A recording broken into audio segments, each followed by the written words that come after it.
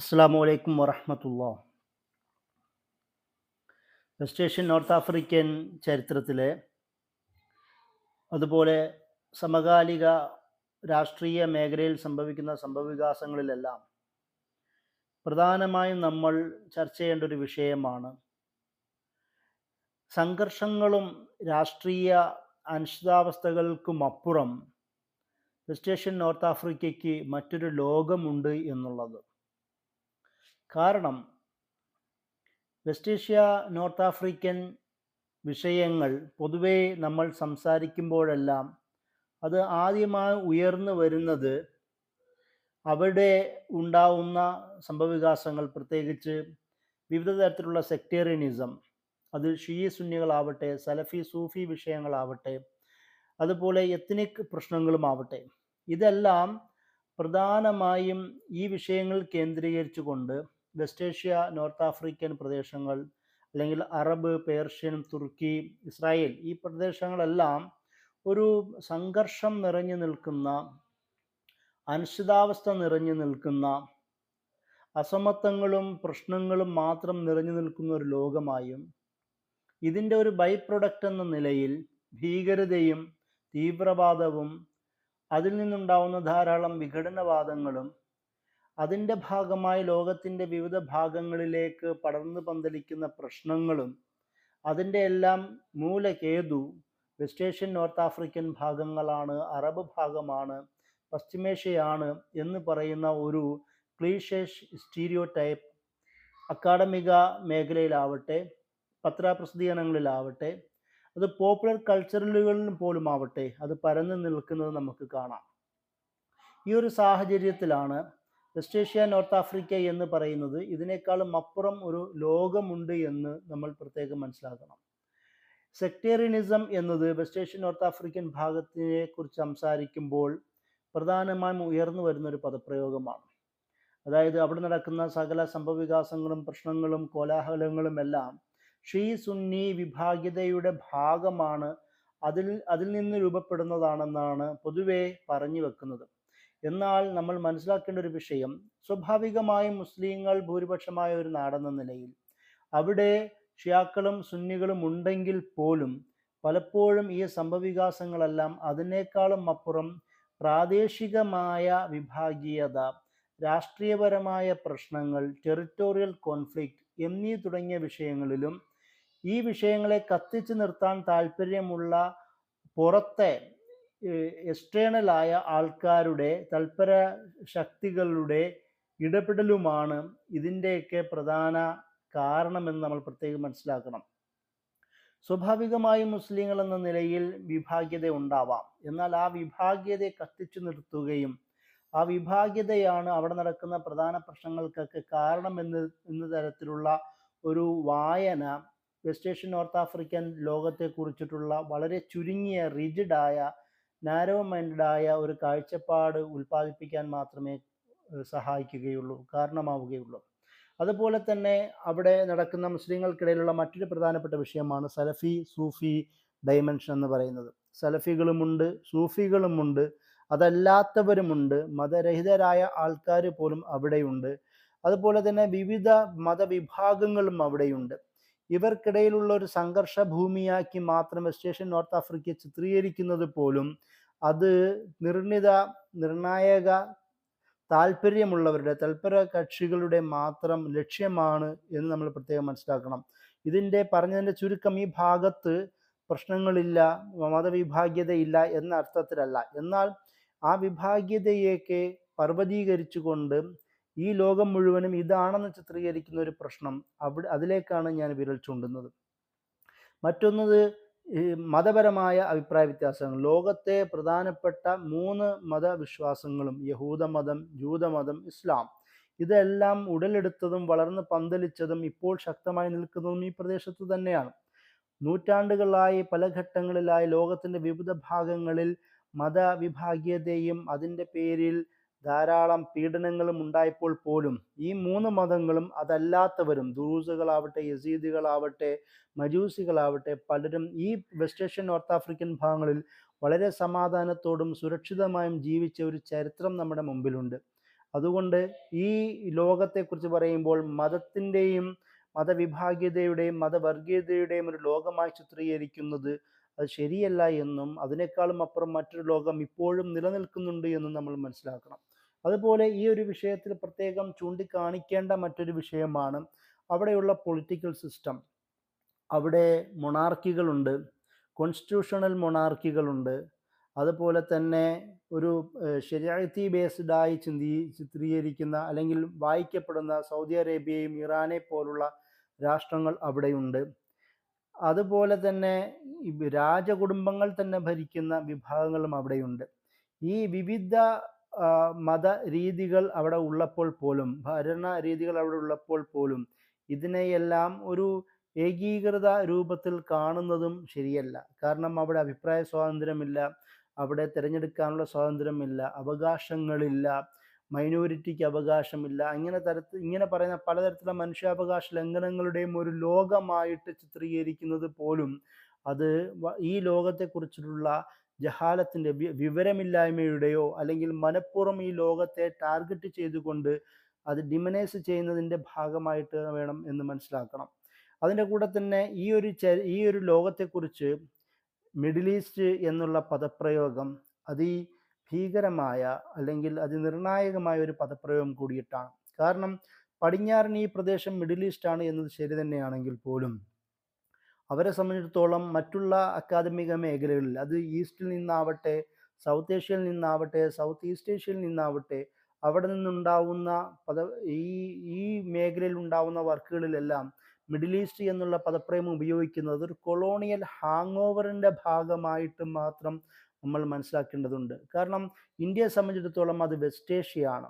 നമ്മുടെ പടിഞ്ഞാറൻ ഭാഗത്ത് കിടക്കുന്ന, ഏഷ്യയുടെ പടിഞ്ഞാറൻ ഭാഗത്ത് കിടക്കുന്ന പ്രദേശത്തെ നമ്മളിപ്പോഴും മിഡിൽ ഈസ്റ്റ് എന്ന് വിളിക്കുന്നത് അതൊരു കൊളോണിയൽ ഹാങ് ഓവറിൻ്റെ ഭാഗമായിട്ട് വേണം നമ്മൾ പ്രത്യേകം മനസ്സിലാക്കാൻ. അതായത് ഈ പ്രദേശത്തിൻ്റെ ഭൗമരാഷ്ട്രീയവും ഭൂമിശാസ്ത്രവും അവിടുത്തെ പോപ്പുലേഷനും അവിടുത്തെ ഡയാസ്പോറയും ഒക്കെ അതിനെക്കുറിച്ച് വ്യക്തമായ ധാരണ ഇല്ല എങ്കിൽ നമുക്ക് വെസ്റ്റ് ഏഷ്യൻ നോർത്ത് ആഫ്രിക്കൻ ഭാഗത്തെക്കുറിച്ച് ഒരു വ്യക്തമായ പിക്ചർ ലഭിക്കുവാൻ തടസ്സമാകുന്നു എന്നുള്ളതാണ്. അതിൻ്റെ കൂടെ ഈ ഒരു വിഷയത്തിൽ വളരെ ശ്രദ്ധേയമായി നമ്മൾ ശ്രദ്ധിക്കേണ്ട ഒരു വിഷയമാണ് ഓറിയന്റലിസം എന്നുള്ള പദപ്രയോഗം. കാരണം വെസ്റ്റ് ഏഷ്യൻ നോർത്ത് ആഫ്രിക്കൻ മേഖലയെക്കുറിച്ച് വളരെ ഭീകരമായ, വളരെ ഗൗരവതരമായ, മോശമായ തരത്തിലുള്ള ഒരു ഇമേജ് പോർട്രേറ്റ് നിർമ്മിക്കുന്നതിൽ ഓറിയന്റലിസ്റ്റ് സ്റ്റഡീസും ഓറിയന്റൽ സ്കോളേഴ്സിനുടെയും സുപ്രധാനമായ പങ്കുണ്ട് എന്ന് നമ്മൾ മനസ്സിലാക്കണം. എഡ്വേർഡ് സയ്യിദ് അദ്ദേഹത്തിൻ്റെ ഓറിയന്റലിസം എന്നുള്ള ബുക്കിൽ ഈ ഒരു വിഷയത്തെ കൺസെപ്ഷ്യലൈസ് ചെയ്തുകൊണ്ട് വിശദീകരിക്കുന്ന ധാരാളം ചിന്തകൾ അദ്ദേഹം ആ ബുക്കിൽ സംസാരിക്കുന്നത് നമുക്ക് കാണാം. അതായത് ഈസ്റ്റിനെ, അതായത് ഓറിയന്റ് എന്നത് പറഞ്ഞാൽ ഈസ്റ്റ് എന്നാണല്ലോ എൻ്റെ അർത്ഥം. ആ ഈസ്റ്റിനെ വെസ്റ്റിൻ്റെ കാഴ്ചപ്പാടിൽ ഇൻഫീരിയർ ആയ, വളരെ എക്സോട്ടിക്കായ, അതുപോലെ തന്നെ വെസ്റ്റിന് എതിർ നിൽക്കുന്ന അപരനായ ഒരു ഇമേജാണ് ഈ ഭാഗങ്ങളിലെല്ലാം ഇവർ നൽകുന്നത്. അതുപോലെ തന്നെ എഡ്വേർഡ് സയ്യിദ് അദ്ദേഹത്തിൻ്റെ ഈ ഓറിയന്റലിസം എന്നുള്ള വർക്കിൽ ഇതിനെക്കുറിച്ച് കൂടുതൽ വിശദീകരിക്കുന്നുണ്ട്. അതായത് ഇതൊരു വെറുമൊരു ഇൻ്റലക്ച്വൽ എക്സസൈസ് എന്നതിനേക്കാളും അപ്പുറം അവിടെയുള്ള ഒരു പൊളിറ്റിക്കൽ പവർ ഡൈനാമിക്സിൽ പോലും ഇത് വളരെ വ്യക്തമായിട്ട് വർക്കൗട്ട് ചെയ്യുന്നു എന്ന് അദ്ദേഹം പറയുന്നു. ഇത് കൊളോണിയലിസത്തിൻ്റെയും ഇമ്പീരിയലിസത്തിൻ്റെയും ഭാഗമായും അതുപോലെ തന്നെ വെസ്റ്റേൺ പണ്ഡിതന്മാരും ബ്യൂറോക്രാറ്റ്സുകളും അവരും അതുപോലെ തന്നെ ആർട്ടിസ്റ്റുകളും അടക്കമുള്ള ആൾക്കാരെല്ലാം ഈ ഒരു കാഴ്ചപ്പാടിലൂടെയും വെസ്റ്റിൻ്റെ പടിഞ്ഞാറിൻ്റെ സ്വന്തം താല്പര്യങ്ങളുടെയും മുൻധാരണകളുടെയും കാഴ്ചപ്പാടിൻ്റെ ആ രീതിയിൽ മാത്രമാണ് ഈസ്റ്റിനെ നോക്കിക്കാണുന്നതെന്ന് അദ്ദേഹം കാണുന്നുണ്ട്. അതായത് ഒരു ഓറിയൻ്റൽ ഗേസ്, ഒരു വെസ്റ്റേൺ ഗേസ്, യൂറോസെൻട്രിക് ഗേസ്, യൂറോപ്പ് കേന്ദ്രീകൃതമായ ഒരു ഗേസ് ആണ് ഈ ഒരു വിഷയത്തിൽ അവർ ഉപയോഗിക്കുന്നത്. അതുകൊണ്ട് തന്നെ ഈ ഒരു ഭാഗം വെസ്റ്റ് ഏഷ്യ, നോർത്ത് ആഫ്രിക്കൻ ഭാഗങ്ങൾ എന്നൊക്കെ പറയുന്നത് അവരുടെ മുമ്പിൽ ആദ്യം കാണുന്ന വിഷയങ്ങളൊന്ന് വെയിലാണ്, മുഖം മൂടി, മുഖം മറയ്ക്കുന്ന സ്ത്രീകളുടെ വസ്ത്രധാരണത്തെക്കുറിച്ചും അല്ലെങ്കിൽ ഭീകരവാദം, ടെററിസ്റ്റ് എന്ന് പറയുന്ന വസ്ത്രധാരണം, അതിനേക്കാളും അപ്പുറം എക്സോട്ടിക് ബ്യൂട്ടി എന്ന നിലയിലും ഇത്തരത്തിലുള്ള വളരെ സിംപ്ലിസ്റ്റിക്കായ വിശകലനങ്ങളുടെ നരേറ്റീവുകളിലൂടെ ഈ വെസ്റ്റ് ഏഷ്യൻ നോർത്ത് ആഫ്രിക്കൻ ഭാഗത്തെ വിശിഷ്യ അങ്ങനെ ചിത്രീകരിക്കുന്ന ഒരു സ്റ്റീരിയോടിപ്പിക്കൽ രീതികൾ പോലും നമുക്ക് ഓറിയന്റലിസ്റ്റ് രചനകളുടെ ആ ഉൾത്തലങ്ങൾ നമുക്ക് കൂടുതൽ കാണുവാൻ സാധിക്കുന്ന ഒരു പ്രത്യേക വസ്തുതയാണ്.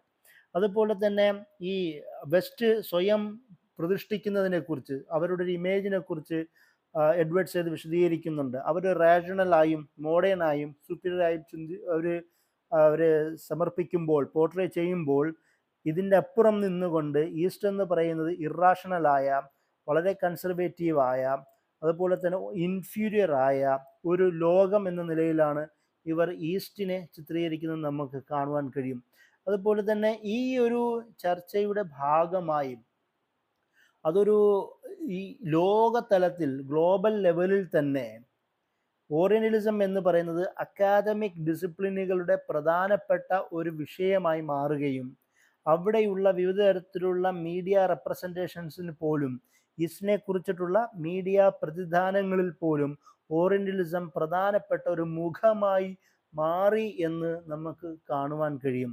ഓറിയന്റലിസ്റ്റ് കാഴ്ചപ്പാടിൽ ഈസ്റ്റ് എന്നത്, അല്ലെങ്കിൽ വെസ്റ്റ് ഏഷ്യൻ നോർത്ത് ആഫ്രിക്കൻ ഭാഗങ്ങൾ എന്നത് വളരെ ഇൻഫീരിയർ ആയ, വെസ്റ്റിന് സബ്സെർവിയൻ്റ് ആയ, അതുപോലെ തന്നെ വിമോചനം ആവശ്യമുള്ള ഒരു നാട്. അവിടെ ആ കൂടി അപരിഷ്കൃതരാണ്, പ്രാകൃതരാണ്, വിദ്യാഭ്യാസമില്ലാത്തവരാണ്, വികസനമില്ലാത്തവരാണ്, ആധുനികതയിൽ ബന്ധമില്ലാത്തവരാണ്, തകർക്കപ്പെട്ട് പോയിക്കൊണ്ടിരിക്കുന്നവരാണ്. അതുകൊണ്ട് അവർക്കൊരു സേവിയർ വേണം, ഒരു വിമോചകൻ വേണം എന്ന രീതിയിലാണ് ഈ ലോകത്തെക്കുറിച്ച് അവർ ചിന്തിക്കുന്നത്. അതിൻ്റെ കൂടെ തന്നെ നമ്മൾ മനസ്സിലാക്കേണ്ട മറ്റൊരു പ്രധാനപ്പെട്ട വിഷയമാണ് നിയോ ഓറിയന്റലിസം. നിയോ ഓറിയന്റലിസം എന്ന് പറയുന്നത് അത് 9/11 ശേഷം ലോകത്ത്, പ്രത്യേകിച്ച് വെസ്റ്റ് ഏഷ്യൻ നോർത്ത് ആഫ്രിക്കൻ ഭാഗങ്ങളിലും ഈസ്റ്റിലും വളരെ സജീവമായി ഉയർന്നു വന്ന ഒരു വിഭാഗമാണ്. യഥാർത്ഥത്തിൽ ഇവർ ഈസ്റ്റിൻ്റെ ഭാഗമാണെങ്കിൽ പോലും വെസ്റ്റിൻ്റെ കണ്ണോടുകൂടി പടിഞ്ഞാറിൻ്റെയും യൂറോസെൻട്രിക്കായ ഗേസ് ഉപയോഗിച്ചുകൊണ്ട്, നോട്ടം ഉപയോഗിച്ചുകൊണ്ട് ഈസ്റ്റിൽ കിഴക്കിരുന്നു കൊണ്ട് സ്വന്തം നാടിനെ നോക്കുകയും എന്നിട്ട് ഈ ഒരു പിക്ചർ വെസ്റ്റേൺ നാടുകൾക്ക് പ്രദാനം ചെയ്യുകയും ചെയ്യുന്ന ഒരു കൺസെപ്റ്റിനെയാണ് നിയോ ഓറിയന്റലിസം എന്ന് വിളിക്കുന്നത്. അതായത് ഒരേ സമയം തന്നെ ഓറിയന്റലിസ്റ്റ് കാഴ്ചപ്പാടുകളുടെ അവർ സ്വയം സ്വീകരിക്കുകയും അത് തങ്ങളുടെ പൊളിറ്റിക്കൽ കോണ്ടക്സ്റ്റിലേക്ക് ഫിറ്റ് ചെയ്യാൻ ശ്രമിക്കുകയും ചെയ്യുന്നു. എന്നിട്ട് അതായത് ഇതിനെക്കുറിച്ച് ചില സ്കോളേഴ്സ് പറയുന്ന ഒരുതരം ഇൻഫോർമൻ്റായി, ഇവിടെയുള്ള വിവരം മറ്റുള്ളവർക്ക് ചോർത്തി കൊടുക്കുന്ന ഇൻഫോർമൻ്റായി പ്രവർത്തിക്കുന്ന ഒരു വിഭാഗമായിട്ടാണ് ചില പണ്ഡിതന്മാർ നിയോ ഓറിയന്റലിസ്റ്റുകളെ ചിത്രീകരിക്കുന്നത്. വളരെ ഈസ്റ്റിനെ കുറിച്ച് വളരെ സിംപ്ലിസ്റ്റിക്കായ, വളരെ ബയാസ്ഡായ ഒരുപാട് പ്രതിദാനങ്ങൾ വെസ്റ്റിന് ചോർത്തി കൊടുക്കുന്ന ഒരു വിഭാഗം. അതുകൊണ്ട് തന്നെ ഈ വെസ്റ്റ് വേഴ്സസ് ഈസ്റ്റ് എന്ന് പറയുന്ന ഒരു കാഴ്ചപ്പാട് ഈസ്റ്റിൽ ഇരുന്നു കൊണ്ട് അത് വിശാലമാക്കുന്ന ഒരു വിഭാഗം എന്ന നിലയിലും നമുക്ക് ഈ നിയോ ഓറിയന്റലിസ്റ്റ് വിഭാഗത്തെ കാണാം. ഞാൻ ഈ രണ്ട് ചിന്തകളും, അതായത് ഓറിയന്റലിസ്റ്റ് ചിന്തകരെക്കുറിച്ചും ന്യൂ ഓറിയന്റലിസ്റ്റ് ചിന്തകരെക്കുറിച്ചും ഇവിടെ പരാമർശിക്കാനുള്ള പ്രധാനപ്പെട്ട കാരണം, ഇസ്ലാമിക ചരിത്രത്തിൽ അല്ലെങ്കിൽ west Asian north African Arab ഈസ്റ്റിൻ്റെ ചരിത്രത്തിൽ എത്രത്തോളം ഈ ലോകത്തിനെ വളരെ വഷളാക്കി ചിത്രീകരിക്കാൻ സാധിച്ചോ അത്രത്തോളം ചെയ്ത വിഭാഗം എന്ന നിലയിലാണ്. അതേസമയം തന്നെ നമുക്കിവരെ ജനറലൈസ് ചെയ്യുവാനും സാധിക്കില്ല. പ്രത്യേകിച്ച് ഓറിയന്റൽ സ്കോളേഴ്സ്, ഓറിയന്റലിസം എന്ന് പറയുന്നത് ഒരു മോണോലിത്തിക്കായ വിഭാഗമല്ല. ഇസ്ലാമിനെ കുറിച്ച് വളരെ ക്രിട്ടിക്കലായി പഠിക്കുകയും അതേസമയം തന്നെ വളരെ സൗഹാർദ്ദത്തോടും ഒരു സമന്വയത്തോടും കൂടി ഈ മുസ്ലിം ലോകത്തെ പരിചയപ്പെടുത്തുകയും പഠിക്കുകയും ചെയ്ത ധാരാളം പണ്ഡിതന്മാരും ഓറിയന്റലിസത്തിൻ്റെ ഉള്ളിൽ തന്നെ നമുക്ക് കാണുവാൻ കഴിയും. അതായത് ഇപ്പോൾ ജോൺ ലെസ്പോസിറ്റെ പോലെ, ജെയിംസ് പിസ്കറ്ററിയെ പോലെ ധാരാളം പണ്ഡിതന്മാർ ഓറിയന്റലിസ്റ്റുകളായി തന്നെ നമ്മുടെ മുമ്പിലുണ്ട്. അതേസമയം ഗോൾഡ് സീഹറിനെ പോലെ, അതിൻ്റെ കൂടെ ബെർണാ ലൂയിസിനെ പോലുള്ള ആൾക്കാർ ഓറിയന്റലിസ്റ്റ് വിഭാഗത്തിൽ തന്നെ സജീവമായിരുന്നു. അവർ അതിക്രൂരമായി തന്നെയാണ് ഇസ്ലാമിനെയും മുസ്ലിങ്ങളെയും, ഇസ്ലാമിൻ്റെ അടിസ്ഥാന പ്രമാണങ്ങളെയും, മുസ്ലിം പ്രദേശങ്ങളെയും, മുസ്ലിം കൾച്ചറിനെയും, പ്രത്യേകിച്ച് അറബ് കൾച്ചറിനെയും വളരെ ഡിമനൈസ് ചെയ്യുന്ന തരത്തിലുള്ള ചിത്രീകരണങ്ങൾ അവരുടെ രചനയിലും ചിന്തയിലും അവർ പ്രസൻറ്റ് ചെയ്തു എന്നുള്ളതും നമുക്ക് ഈ ഓറിയൻസിൻ്റെ ചർച്ചയിൽ കാണാം. അതുകൊണ്ട് തന്നെ ഓറിയന്റലിസം എന്ന് പറയുന്നത് ഒറ്റ മോണോലിത്തിക്കായി മനസ്സിലാക്കുന്നതിനപ്പുറം ഓറിയന്റലിസത്തിൽ വിവിധ വിഭാഗങ്ങൾ ഉണ്ടെങ്കിൽ പോലും, പക്ഷേ ഇസ്ലാമിക, മുസ്ലിം, അറബ്, മസ്റ്റേഷ്യൻ ലോകത്തെ കുറിച്ചിട്ടുള്ള വളരെ പ്രതിലോമകരമായ പിക്ചറുകൾ സബ്മിറ്റ് ചെയ്ത ആൾക്കാരുടെ ചിന്തകൾക്കാണ് യഥാർത്ഥത്തിൽ ഈ ലോകത്ത് കൂടുതൽ പോപ്പുലാരിറ്റി ലഭിച്ചതെന്നും അതിൻ്റെ അടിസ്ഥാനത്തിലാണ് പിന്നീട് അക്കാഡമിക് ഡിസിപ്ലിനുകൾ അതിനെ അതേപടി സ്വീകരിക്കുകയും അതേപടി അബ്സോർബ് ചെയ്യുകയും അതിൻ്റെ ഭാഗമായി അത് പോപ്പുലർ കൾച്ചറിലേക്കും സിനിമയിലേക്കും ഗാനങ്ങളിലേക്കും ബാക്കിയുള്ള നാടകങ്ങളിലേക്ക് പോലും ഇത് കൂടുതൽ ശക്തമായി മാറിയതെന്ന് നമുക്ക് കാണാം. ഫ്രഞ്ച് പണ്ഡിതന്മാരിൽ ഒരാളായ വോൾട്ടയർ, അതായത് യൂറോപ്യൻ നവോത്ഥാനത്തിൻ്റെ പ്രധാന നേതാക്കന്മാരിൽ ഒരായ വോൾട്ടയറിൻ്റെ പോലും ഒരു നാടകം മുഹമ്മദ് എന്നായിരുന്നു. അതിൽ നബി സല്ലല്ലാഹു അലൈഹി വസല്ലമയെ, മുഹമ്മദ് നബിയെ അതിക്രൂരനായ ബാർബറിക്കായ ഒരാളെന്ന നിലയിലാണ് ചിത്രീകരിച്ചത്. ആ മനുഷ്യനാണ് ഇസ്ലാമിസം എന്ന് പറയുന്ന പദം പോലും കോയിൻ ചെയ്തത് എന്ന് നമുക്ക് കാണാൻ കഴിയും. ഈ തരത്തിൽ ഇസ്ലാമിൻ്റെ പേരിൽ രൂപപ്പെടുന്ന പദസഞ്ചയങ്ങൾക്ക് പോലും ഈ തരത്തിലുള്ള ഇസ്ലാമോഫോബൊക്കെയായ ആൾക്കാരുടെ പശ്ചാത്തലവും കൂടി നമ്മുടെ മുമ്പിലുണ്ട്. ഇങ്ങനെയുള്ള ഓറിയന്റലിസ്റ്റ് നരേറ്റീവുകൾ ഈസ്റ്റിലേക്ക് എത്തുകയും അത് കടമെടുക്കുകയും മുസ്ലിം സമൂഹത്തിൽ ഇരുന്നു കൊണ്ട് തന്നെ ഈ വെസ്റ്റിൻ്റെ കാഴ്ചപ്പാടുകൾ സ്വീകരിക്കുന്ന കുത്തുബ് സഹോദരന്മാർ പരാമർശിച്ച പോലെ വെസ്റ്റോക്സിക്കേറ്റഡ് ആയ, വെക്സിൽ മതോന്മത്തരായ, പടിഞ്ഞാറിൻ്റെ ആശയങ്ങളിൽ മതോന്മത്തരായ ഒരുപാട് ആൾക്കാരെ ഈസ്റ്റിൽ തന്നെ പ്രൊഡ്യൂസ് ചെയ്യുവാനും ഇവർക്ക് കഴിഞ്ഞു എന്നുള്ളത് വളരെ സത്യമാണ്. അത് പ്രത്യേകിച്ച് വെസ്റ്റ് ഏഷ്യൻ നോർത്ത് ആഫ്രിക്കൻ വിഷയത്തെക്കുറിച്ച് നമ്മൾ സംസാരിക്കുമ്പോൾ അത് കൂടുതൽ പ്രകടമായി വരുന്നു എന്നുള്ളതാണ് സത്യം. അതിൻ്റെ കൂടെ ഏതൊക്കെ തരത്തിലാണ് ഇത് കൂടുതൽ എഫക്റ്റ് ചെയ്തത് എന്ന് നമ്മൾ ആലോചിക്കേണ്ടതുണ്ട്. അതൊന്ന് ഹോളിവുഡാണ്. പോപ്പുലർ കൾച്ചറിൻ്റെ പ്രധാന ഇനമെന്ന നിലയിൽ അമേരിക്കൻ ബേസ്ഡായ ഹോളിവുഡ് ഫിലിം ഇൻഡസ്ട്രിയുടെ ഭാഗമായി നിരവധി ഇമേജുകൾ നമുക്ക് അറബ് ഇസ്ലാമിക ലോകത്തെക്കുറിച്ച് കാണുവാൻ കഴിയും. അത് ഒരു സ്ത്രീ എന്ന നിലയിൽ, ബെല്ലി ഡാൻസർ എന്ന നിലയിൽ സ്ത്രീനെ ചിത്രീകരിക്കുക, അല്ലെങ്കിൽ മുഴുവൻ മൂടുപടം പോലും അണിഞ്ഞ ഒരു സ്ത്രീ എന്ന നിലയിൽ സപ്രസ്ഡ് ആയ, വോയിസ് ഇല്ലാത്ത, വോയിസ്ലെസ് ആയ, ഡിപ്രസ്ഡ് ആയ, മാർജിനലൈസ് ചെയ്യപ്പെട്ട മനുഷ്യവർഗം എന്ന നിലയിൽ സ്ത്രീനെ ചിത്രീകരിക്കുക, അല്ലെങ്കിൽ ഒരു മനുഷ്യൻ്റെ അവിടെയുള്ള ധനിക ആൾക്കാരുടെ ഒരു ഭോഗവസ്തു എന്ന നിലയിൽ ബെല്ലി ഡാൻസർ എന്ന് പറയുന്ന ഇമേജ് രൂപപ്പെടുത്തുക.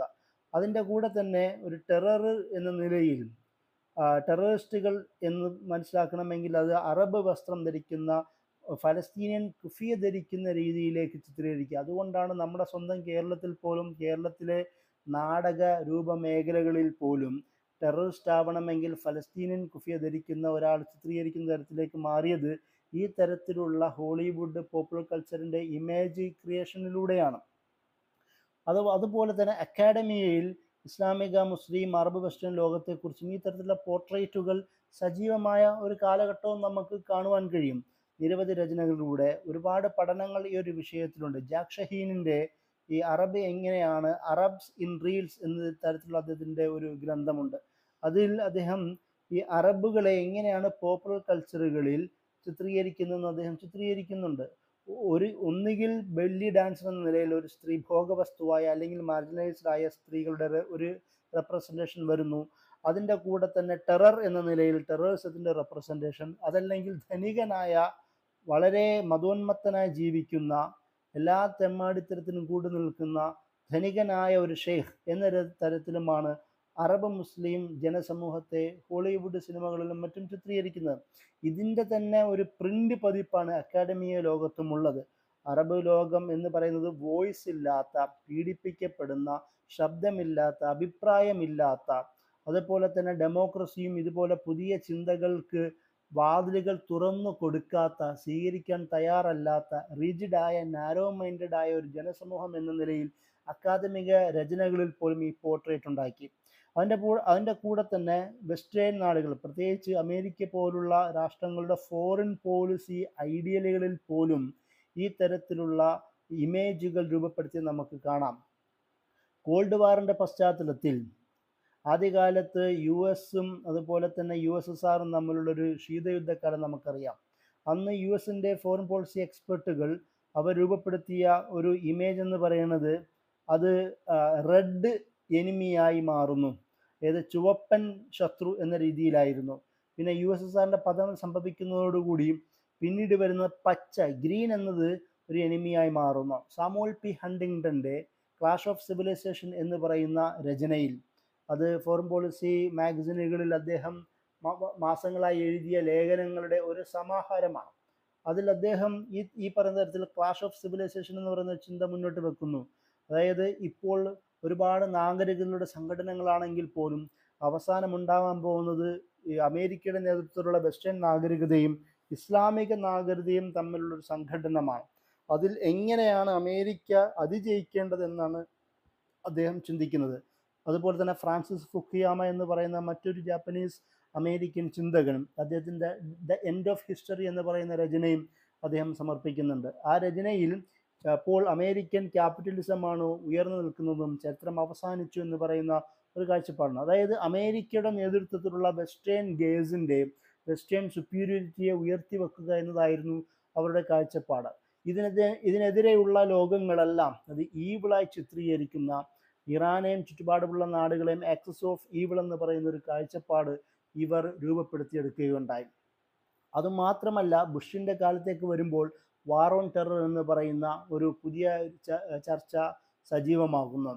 അതിന് പ്രധാന കാരണക്കാരൻ നമ്മൾ നേരത്തെ വിശദീകരിച്ച ഓറിയന്റലിസ്റ്റ് പണ്ഡിതനായിരുന്ന ബെർണാ ലൂയിസ് ആണ്. ബെർണാ ലൂയിസിൻ്റെ സഹായത്തോടു കൂടിയിട്ടാണ് വാർ ഓൺ ടെറർ എന്ന് പറയുന്ന ഒരു കോയിനേജ് പോലും രൂപപ്പെടുന്നത്. അതിൻ്റെ ഒരു പശ്ചാത്തലത്തിലാണ് ഈ ഡെമോക്രറ്റൈസേഷൻ ചിന്തയുടെ ഒരു കയറ്റുമതിയെക്കുറിച്ചുള്ള ചർച്ചകൾ ഈ ഭാഗത്ത് സജീവമാവുന്നത്. അതായത് ഇറാഖിലെ അമേരിക്കയുടെ ശത്രുവായ സദ്ദാം ഹുസൈനെ നീക്കുകയും അവിടെ ഡെമോക്രറ്റൈസേഷൻ പ്രോസസ്സ് നടപ്പിലാക്കുകയും ചെയ്യുന്നതോടുകൂടി അവരെയൊക്കെയും വിമോചിപ്പിച്ചെടുക്കുന്ന ഒരു സേവിയറായി തങ്ങൾക്ക് മാറാമെന്നായിരുന്നു അമേരിക്ക ആഗ്രഹിച്ചത്. പക്ഷേ ഇതിൻ്റെ ഒരു പ്രധാനപ്പെട്ട സവിശേഷത, അമേരിക്കയുടെ സിൽബന്ദികളായ വെസ്റ്റ് ഏഷ്യൻ നോർത്ത് ആഫ്രിക്കൻ ഭാഗങ്ങളിലെ രാജകുടുംബങ്ങളിലേക്ക് അവർ കൈതൊടുക പോലും ചെയ്തില്ല. കാരണം ഓൾറെഡി അവർ അമേരിക്കയുടെയും സഖ്യകക്ഷികളുടെയും കൂടെയാണ്. അതിനെതിരെ ആർക്കൊക്കെയുണ്ടോ അവിടെയാണ് ജനാധിപത്യം നടപ്പിലാക്കേണ്ടത് എന്ന രീതിയിലായിരുന്നു അവർ ചിന്തിച്ചത്. അതായത് ഈ ഒരു തരത്തിലാണ് വെസ്റ്റ് ഏഷ്യൻ നോർത്ത് ആഫ്രിക്കൻ ലോകത്തെക്കുറിച്ച് പൊളിറ്റിക്സിൽ പോലും ഈ ചർച്ച രൂപപ്പെട്ടത്. മറ്റൊന്ന്, ഇസ്ലാം വേഴ്സസ് വെസ്റ്റ് എന്ന് പറയുന്ന ഒരു ബൈനറി, ഒരു ദ്വയം രൂപപ്പെടുത്തി എന്നുള്ളതാണ്. അത് പ്രധാനമായും ഈ ഓറിയന്റൽ സ്കോളേഴ്സിൻ്റെ സംഭാവന കൂടിയിട്ടാണ്. അതായത് ഇസ്ലാം എന്നത് ജിയോഗ്രഫിക്കലായ ഒരു മതമായി ചിത്രീകരിക്കുകയും വെസ്റ്റിനെതിരെ പ്രവർത്തിക്കുന്ന, വെസ്റ്റിനെ ഉൾക്കൊള്ളാൻ കഴിയാത്ത, വെസ്റ്റിൽ നടക്കുന്ന സകല വികസനോത്മകമായ പ്രവർത്തനങ്ങളിൽ നിന്നും പുറംതിരിഞ്ഞു നിൽക്കുന്ന ഒരു മതം, അതായത് ഒരു ജിയോഗ്രഫിക്കലായ ഒരു മതം എന്ന നിലയിൽ അവർ ഇസ്ലാമിനെ പ്രതിഷ്ഠിക്കാൻ ശ്രമിച്ചു. അതുകൊണ്ടാണ് ഇസ്ലാം വേഴ്സസ് വെസ്റ്റ് എന്ന് പറയുന്ന ഇമാജിനേഷൻ പോലും ഉണ്ടായത്. പക്ഷേ നമ്മൾ ആലോചിക്കേണ്ടത് സ്പാനിഷ് ചരിത്രം നോക്കുക. ഏകദേശം 756 മുതൽ 1492 വരെയെങ്കിലും മുസ്ലിങ്ങൾ സ്പെയിനിലുണ്ടായിരുന്നു. ഈ കാലഘട്ടം വരെയും മുസ്ലിങ്ങൾ സ്പെയിനിൻ്റെ പല ഭാഗങ്ങളും ഭരിക്കുകയുമായിരുന്നു. സ്പെയിൻ എന്ന് പറയുന്നത് എക്സ്ട്രീം വെസ്റ്റിൻ്റെ ഒരു ഭാഗം കൂടാണ്. നൂറ്റാണ്ടുകളായി മുസ്ലിങ്ങൾ ഭരിച്ച സ്പെയിനിൻ്റെ ആ ചരിത്രത്തെ നിഷേധിച്ചു കൊണ്ടാണ് ഇസ്ലാം വേഴ്സസ് വെസ്റ്റ് എന്ന് പറയുന്ന ചർച്ച ഇവർ മുന്നോട്ട് വെക്കുന്നത്. അതിൻ്റെ കൂടെ തന്നെ മറ്റൊന്നാണ്, സ്പെയിൻ നശിച്ച് മുസ്ലിം ആധിപത്യം ഇല്ലാതാവുമ്പോൾ ഉസ്മാനിയ ഖിലാഫത്ത് ശക്തമാവുന്ന ഒരു പശ്ചാത്തലവും കൂടാണ്. യൂറോപ്പിൻ്റെ പകുതിയിലധികം രാഷ്ട്രങ്ങൾ ഉസ്മാനിയ ഖിലാഫത്തിൻ്റെ കീഴിലുള്ള സാമന്ത രാഷ്ട്രങ്ങളായി മാറിയ ഒരു ചരിത്രവും കൂടെ ഉണ്ട്. ഈ ഒരു ചരിത്രത്തിൻ്റെയും സാന്നിധ്യവും നിഷേധിച്ചുകൊണ്ടാണ് ഇസ്ലാം വേഴ്സസ് വെസ്റ്റ് എന്ന് പറയുന്ന ഇസ്ലാമിനെ ജിയോഗ്രഫിക്കലായ ഒരു മതമായി ചിത്രീകരിക്കുന്നത്. അതേപടി അപ്പോഴും നമ്മൾ മനസ്സിലാക്കേണ്ടത്, ഇതേ വെസ്റ്റിലാണ് ക്രിസ്ത്യാനിറ്റി രൂപപ്പെട്ടത്, ഇതേ വെസ്റ്റിലാണ് യഹൂദ മതവും രൂപപ്പെട്ടത്, ഇതേ വെസ്റ്റിലാണ് ഒട്ടുമിക്ക സംസ്കാരങ്ങളും പിറവിയെടുത്തത്.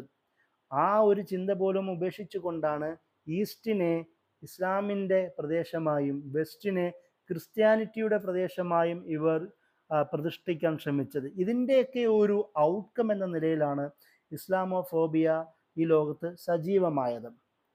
നമുക്കറിയാം ഇസ്ലാമോഫോബിയ ഉണ്ടാക്കുന്ന പ്രശ്നങ്ങൾ. ഇന്ന് യൂറോപ്പിൻ്റെ പല ഭാഗങ്ങളിലും വലതുപക്ഷ ശക്തികൾ ഉയർന്നു വരികയും അവിടെ പള്ളികൾ നിർമ്മാണം തടയുകയും മുസ്ലിം വേഷവിധാനങ്ങളോടും ശരീഅത്തിൻ്റെ ആരാധനാനുഷ്ഠാനങ്ങളോടും ശക്തമായ വിമുഖത പ്രഖ്യാപിക്കുകയും ബാൻ ചെയ്യാനുള്ള നടപടികൾ സജീവമായും ചെയ്യുന്ന ഒരു പശ്ചാത്തലത്തിലാണ്. പക്ഷേ ഇതിൻ്റെ ഒരു ബാക്കിപത്രം എന്ന നിലയിൽ ഏതൊക്കെ തരത്തിൽ ഈ ഭാഗങ്ങളിൽ ഇസ്ലാം വിരുദ്ധമായ നീക്കങ്ങളുണ്ടോ അവിടെയൊക്കെ കൂടുതൽ ഇസ്ലാം വ്യാപിക്കുന്നു എന്നുള്ളത് മറ്റൊരു പരമയാഥാർത്ഥ്യമാണ്. അപ്പോൾ ഞാൻ പറഞ്ഞു വന്നത്, ഈ ഒരു ചർച്ചകൾ പോലും അത് വെസ്റ്റ് ഏഷ്യൻ നോർത്ത് ആഫ്രിക്കൻ ലോകത്തെ മുന്നിൽ വെച്ചുകൊണ്ടാണ് ഈ വെസ്റ്റിൻ്റെ ഈ ചർച്ചകൾ പോലും സജീവമായത് എന്നാണ് പറഞ്ഞതിൻ്റെ ചുരുക്കം. അപ്പോൾ ആ ഒരു പശ്ചാത്തലത്തിൽ എങ്ങനെയാണ് ഇപ്പോൾ നിലവിൽ നമ്മൾ വെസ്റ്റ് ഏഷ്യൻ നോർത്ത് ആഫ്രിക്കയെക്കുറിച്ച് കാണേണ്ടത്? അതായത് ഈ സംഘർഷങ്ങളുടെ ഭൂമിയായി ചിത്രീകരിക്കുന്ന ഇതേ വെസ്റ്റ് ഏഷ്യൻ നോർത്ത് ആഫ്രിക്ക, എന്നാൽ സയോണിസ്റ്റുകളുടെയും ബാക്കിയുള്ള തൽപര കക്ഷികളുടെയും മൂവുകൾ, അവരുടെ നീക്കങ്ങൾ മാറ്റിവെച്ചു കഴിഞ്ഞാൽ നൂറ്റാണ്ടുകളായി ക്രിസ്ത്യൻ, മുസ്ലിം, യഹൂദ വിഭാഗങ്ങൾ വളരെ സൗഹാർദ്ദത്തോടെ ജീവിക്കുന്ന പ്രദേശമാണ്. ചരിത്രപരമായി അത് തെളിവുകൾ നമ്മുടെ മുമ്പിലുണ്ട്. മുസ്ലിം ഭാഗങ്ങൾ വിവിധ മൈനോറിറ്റികളോടും വിവിധ മതവിഭാഗങ്ങളോടും എത്നിക് ഗ്രൂപ്പുകളോടും എത്ര വിധം സൗഹാർദ്ദമായി പെരുമാറി എന്നുള്ളത് സലാഹുദ്ദീൻ അയ്യൂബിയുടെയും മംലൂക്കിൻ്റെയും ഉസ്മാനിയ സൽത്തനത്തിൻ്റെ തന്നെയും തെളിവുകൾ മുന്നിൽ വെച്ച് നമുക്ക് സംസാരിക്കാൻ കഴിയും. അതുപോലെ തന്നെ മില്ലത്ത് സിസ്റ്റം എന്ന പേരിൽ ഒട്ടോമൻ ഡൈനാസ്റ്റി, ഉസ്മാനിയ ഖിലാഫത്ത് രൂപപ്പെടുത്തിയ എല്ലാ മതവിഭാഗങ്ങളെയും അവരുടെ ദർബാറിലേക്ക് പ്രാതിനിധ്യം ഉറപ്പുവരുത്തുന്ന ഒരു സംവിധാനത്തിനാണ് മില്ലത്ത് സിസ്റ്റം എന്ന് വിളിച്ചത്. എല്ലാ മതവിഭാഗത്തിനും അവരുടെ 1-2 നേതാക്കന്മാരെ ഇവരുടെ ദർബാറിലേക്ക് എത്തിക്കുകയും അതുവഴി അവർക്കിടയിൽ അവരുടെ ശബ്ദം ദർബാറിൽ എത്തിക്കാൻ കഴിയുക എന്ന് പറയുന്ന സംവിധാനമാണ് മില്ലത്ത് സിസ്റ്റം. അത് ഉസ്മാനിയ ഖിലാഫത്ത് അവസാനം വരെയെങ്കിലും സൂക്ഷിക്കാൻ ശ്രമിച്ചു എന്ന് നമുക്ക് ചരിത്രപരമായി തെളിയിക്കാൻ കഴിയുന്നൊരു കാര്യമാണ്. അതുപോലെ തന്നെ വിവിധ മതവിഭാഗങ്ങൾ, ഈ സംഘർഷങ്ങൾക്കപ്പുറം വിവിധ മതവിഭാഗങ്ങൾ ഒന്നിച്ച് പ്രവർത്തിക്കുന്നത് നമുക്ക് കാണുവാൻ കഴിയും. ഇപ്പോൾ ഇസ്രായേലിൽ തന്നെ ഇസ്രായേലിൻ്റെ ഭരണ ക്രൂരതയ്ക്കെതിരെ ഏറ്റവും കൂടുതൽ സംസാരിക്കുന്നത് ഇസ്രായേലി യഹൂദന്മാർ തന്നെയാണ്. അവിടെ ഓർത്തഡോക്സ് പണ്ഡിതന്മാരുടെ നേതൃത്വത്തിൽ ശക്തമായ ഇസ്രായേൽ ഭരണവിരുദ്ധ പോരാട്ടങ്ങൾക്ക് നമുക്കിപ്പോൾ കാണുവാൻ കഴിയും. അതുപോലെ തന്നെ BDSM എന്ന് ബോയ്ക്കോട്ട് ഡൈവേഴ്സിസ്റ്റ്മെന്റ് മൂവ്മെന്റ് എന്ന് പറയുന്ന BDSM മൂവ്മെന്റിന് നേതൃത്വം നൽകുന്നത് ഒട്ടുമിക്ക യഹൂദ പണ്ഡിതന്മാർ തന്നെയാണ്. നോർമാൻ ഫിങ്കർസ്റ്റൈൻ പോലുള്ള യഹൂദ പണ്ഡിതന്മാർ തന്നെയാണ് ഈ ഇസ്രായേലിൻ്റെ ക്രൂരതയ്ക്കെതിരെ ആ ഭാഗത്ത് നിന്ന് സംസാരിക്കുന്നത്. അത് മാത്രമല്ല, ക്രിസ്തീയ വിഭാഗങ്ങൾ നമുക്കിപ്പോൾ കാണാം. കഴിഞ്ഞ മാർപ്പാപ്പ, മരണമടഞ്ഞ മാർപ്പാപ്പയുടെ എപ്പോഴും ഉള്ള എല്ലാ പ്രഭാഷണങ്ങളിലും, അദ്ദേഹത്തിൻ്റെ മരണമടയുന്ന പ്രഭാഷണങ്ങളിൽ പോലും ഗസയ്ക്ക് വേണ്ടി പ്രാർത്ഥിച്ചുകൊണ്ടും ഗസയ്ക്ക് വേണ്ടിയിട്ടുള്ള സോളിഡാരിറ്റി പ്രഖ്യാപിച്ചും കൊണ്ടുമായിരുന്നു. അത്രത്തോളം മുസ്ലിം സമൂഹം അവിടെ ഫലസ്തീനിലും ചുറ്റുപാടുള്ള പ്രദേശങ്ങളിലും വിവിധ മതവിഭാഗങ്ങളുമായി കോഎക്സിസ്റ്റൻസ് തന്നെ ജീവിക്കുന്നു. പക്ഷേ ഈ ഇമേജ് തകർത്തുകൊണ്ട് മോശമായ ഒരു ഇമേജ് നടപ്പിലാക്കാൻ അവർ ശ്രമിക്കുന്നു എന്നുള്ളതാണ് നമ്മൾ കണ്ടറിയേണ്ട ഒരു വസ്തുത. അതുപോലെ തന്നെ ഈ ഒരു ഏരിയയുടെ ഏറ്റവും പ്രധാനപ്പെട്ട മറ്റൊരു സവിശേഷത അവരുടെ വെൽത്ത്, സമ്പത്ത് എന്ന് പറയുന്ന വളരെ സുഭദ്രമായി ഈ ജനതയുടെ കയ്യിലുണ്ട് എന്നുള്ളതാണ്. അത് വളരെ പോസിറ്റീവായ ഒരു കാര്യം തന്നെയാണ്. സമ്പന്നത എന്നത് ഒരു സമൂഹത്തിൻ്റെ കയ്യിൽ ഉണ്ട് എന്നതുകൊണ്ട് ധാരാളം പ്രൊഡക്റ്റീവായ, പ്രോആക്റ്റീവായ, ഡൈനാമിക്കായ സ്ട്രാറ്റജികൾ രൂപീകരിക്കുവാനും അവർക്ക് സാധിക്കുന്നു എന്നുള്ളത് കൊണ്ടാണ്. അതുമാത്രമല്ല, ലോകത്തിൻ്റെ നമ്മൾ കണക്കെടുക്കുമ്പോൾ തന്നെ ചാരിറ്റി വർക്കുകൾ ഏറ്റവും കൂടുതൽ നടക്കുന്നതും ഈ ഭാഗത്ത് തന്നെയാണ്. അതിനെ വളരെ ഏറ്റവും നല്ല രീതിയിൽ സ്ട്രാറ്റജി ഉപയോഗിച്ചുകൊണ്ട് നല്ല രീതിയിൽ നല്ല സംവിധാനങ്ങളിലൂടെ അത് വിനിയോഗിക്കുകയാണെങ്കിൽ വെസ്റ്റ് ഏഷ്യൻ നോർത്ത് ആഫ്രിക്കൻ പ്രദേശത്തിൻ്റെ ഒരുപാട് പ്രശ്നങ്ങൾ ഇല്ലാതാക്കുവാൻ കഴിയുമെന്നുള്ളതും കൂടി നമ്മൾ ചിന്തിക്കേണ്ട ഒരു വസ്തുതയാണ്. അതിൻ്റെ കൂടെ തന്നെ ഈ പ്രദേശത്തിൻ്റെ മറ്റൊരു പ്രധാനപ്പെട്ടതാണ് ഷേർഡായ ഒരു കൾച്ചർ, ഹിസ്റ്ററി അവർക്കുണ്ട് എന്നുള്ളതാണ്. അതുകൊണ്ട് തന്നെ ഈ പ്രദേശങ്ങളെ ഒരുമിച്ച് നിർത്തുവാനും ഒരുപക്ഷെ ഇസ്ലാം എന്ന് പറയുന്നത് വലിയൊരു ഡൈനാമിസം ആയി മാറുന്നു. അതുപോലെ തന്നെ അറബി ഭാഷ എന്നതും പ്രധാനമായ ഒരു ഭാഗമായി മാറുന്നു. അവിടെ പേർഷ്യൻ ഉണ്ടെങ്കിൽ പോലും ഇറാനിലെ ഔദ്യോഗിക ഭാഷ പേർഷ്യൻ ആണെങ്കിൽ പോലും അവർ മതപണ്ഡിതന്മാർക്ക് നല്ല റോൾ ഉള്ളത് കൊണ്ടും അവർ അറബി പണ്ഡിതന്മാരും കൂടി ആയിരുന്നത് കൊണ്ടും ഇറാനിൻ്റെ അറബ് ലോകവുമായിട്ടുള്ള ഇഴുകിച്ചേരലുകൾ സാധ്യമാണ് എന്നുള്ളതാണ്. അതുപോലെ തന്നെ ഈ ഒരു തരത്തിലുള്ള ഈ കൊള്ളക്കൊടുക്കുകൾ, നീക്കുപോക്കുകൾ, ആദാനപ്രദാനങ്ങളെല്ലാം വെസ്റ്റ് ഏഷ്യൻ നോർത്ത് ആഫ്രിക്കൻ ഭാഗത്തിൻ്റെ പോസിറ്റീവായ ഒരു ഇമേജ് നൽകുന്നതാണ്. അതുകൊണ്ട് തന്നെ ഈ ഒരു വെസ്റ്റ് ഏഷ്യൻ നോർത്ത് ആഫ്രിക്കയെ കുറിച്ചിട്ടുള്ള ഇങ്ങനൊരു കാഴ്ചപ്പാട് കൂടി നമ്മൾക്കുണ്ടാവേണ്ടതുണ്ട്. സംഘർഷങ്ങൾക്കും രാഷ്ട്രീയ അനിശ്ചിതാവസ്ഥകൾക്കും അപ്പുറം വളരെ സമാധാനപരമായി ജീവിക്കുന്ന, അതുപോലെ തന്നെ സഹവർത്തം ആഗ്രഹിക്കുന്ന, ഒരു പ്രശ്നരഹിതമായ ഒരു ലോകത്തെക്കുറിച്ച് ചിന്തിക്കുന്ന, അതുപോലെ തന്നെ അഭിപ്രായ സ്വാതന്ത്ര്യം ഉയർത്തിവെക്കുന്ന, അവകാശങ്ങൾക്ക് വേണ്ടി സംസാരിക്കുന്ന, അതിനുവേണ്ടി പ്രക്ഷോഭങ്ങൾ പോലും ചെയ്യാൻ കഴിവുള്ള ഒരു വിഭാഗമാണ് എന്ന് അറബ് സ്പ്രിംഗ് പോലുള്ള സംഭവ വികാസങ്ങൾ നമുക്ക് കാണിച്ചു തരുന്നുണ്ട്. നമ്മൾ മനസ്സിലാക്കേണ്ട ഒരു വസ്തുത, പൊതുവെ അറബ് ലോകത്തെക്കുറിച്ചും വെസ്റ്റ് ഏഷ്യൻ, നോർത്ത് ആഫ്രിക്കൻ പ്രദേശങ്ങളെക്കുറിച്ചും അവിടുത്തെ ജനതകളെക്കുറിച്ചും വെസ്റ്റേൺ മീഡിയകളുടെയും ഓറിയന്റലിസ്റ്റ് കാഴ്ചപ്പാടുടെയും പ്രധാന നരേറ്റീവാണ് ഇവർ മൂകരാണ് എന്നുള്ളത്. എന്നാൽ ഇവർ മൂകരല്ല, അവകാശങ്ങൾക്ക് വേണ്ടി സംസാരിക്കാൻ കഴിയുന്നവരാണ്. ഇപ്പോൾ നമുക്കറിയാം, ഫലസ്തീൻ വിഷയം നിലനിൽക്കുമ്പോൾ അവിടെ ഏറ്റവും കൂടുതൽ ബാധിക്കുന്നത് ഈജിപ്തിലാണ് എന്ന് നമ്മൾ പല ചർച്ചയിലും സംസാരിച്ചിരുന്നു. ഇപ്പോൾ ഈജിപ്തിൽ പുതിയ നീക്കങ്ങൾ പോലും ഉണ്ടാവാൻ സാധ്യതയുണ്ട് എന്ന തരത്തിലേക്കുള്ള ചിന്തകൾ പോകുന്നു. അതായത് ഫലസ്തീൻ എന്ന് പറയുന്ന ഒരു വിഷയം അറബ് ലോകത്തിൻ്റെ പ്രധാന വിഷയമായി മാറുന്നു. അറബ് നാഷണലിസത്തിൻ്റെയോ, അത് ഇസ്ലാമിക് കോസ് ആയിട്ടോ, മനുഷ്യാവകാശത്തിൻ്റെ മേഖലയിലായിട്ടോ, റീജിയണൽ കോസ് ആയിട്ടോ പല ഡൈമെൻഷൻ നമുക്ക് ഫലസ്തീനി question Arab west Asian north ആഫ്രിക്കയ്ക്ക് നൽകുന്നുണ്ട്. അതുകൊണ്ട് തന്നെ ഈ ഒരു കാഴ്ചപ്പാട് ഫലസ്തീൻ വിഷയം നിലനിൽക്കുന്നത് കൊണ്ട് തന്നെ അതൊരു ഏകോപന ചിന്ത നൽകുവാനും കാരണമാവുന്നു. ഇതെല്ലാം ഒരു Arab west Asian north African ജനതയ്ക്ക് അവിടെ ഉണ്ടാവുന്ന എക്സ്റ്റേണൽ കൊളോണിയലിസത്തെയും ഇമ്പീരിയലിസത്തിനെയും ചെറുക്കുവാൻ പ്രധാനമായ ഒരു ഇൻസ്പിറേഷനായും പോലും ഫലസ്തീനൻ കോസ് മാറുന്നു എന്നുള്ളതാണ്. അതുകൊണ്ട് തന്നെ വെസ്റ്റ് ഏഷ്യൻ നോർത്ത് ആഫ്രിക്കൻ ചർച്ചകളിൽ ഫലസ്തീൻ ഇത്രത്തോളം എന്തുകൊണ്ട് ചർച്ച ചെയ്യപ്പെടുന്നു എന്ന് പറഞ്ഞാൽ, അവിടുത്തെ എക്സ്റ്റേണൽ ഇൻ്റർഫിയറൻസിനെ തടുക്കുവാൻ ഫലസ്തീനൻ കോസ് പ്രധാന ഇൻസ്പിറേഷനായും ചാലകശക്തിയായി മാറുന്നു എന്നതും കൊണ്ടാണ്. അപ്പോൾ ഈ സവിശേഷത Arab west Asian north African ലോകത്തെ ഏകോപിക്കാൻ കഴിയുന്ന ഒരുപാട് കാര്യങ്ങൾ അവിടുത്തെ സംഘർഷങ്ങൾക്കും രാഷ്ട്രീയ അനിശ്ചിതാവസ്ഥകൾക്കും അപ്പുറം മറ്റൊരു ലോകവും അവരുടെ മുമ്പിലുണ്ട്. അത് അവരെ ഏകോപിച്ച് നിർത്തുന്നതാണ് എന്നതാണ് ശരി എന്ന് നമ്മൾ മനസ്സിലാക്കുക. ഇത്രയും പറഞ്ഞുകൊണ്ട് എൻ്റെ വാക്കുകൾ അവസാനിപ്പിക്കുകയാണ്. അസ്സലാമു അലൈക്കും.